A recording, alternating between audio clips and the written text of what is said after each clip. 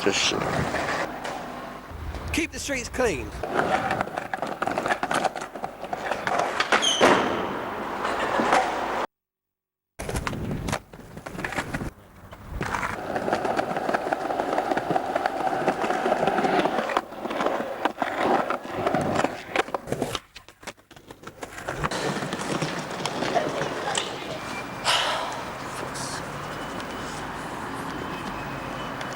So this is the end of the day then?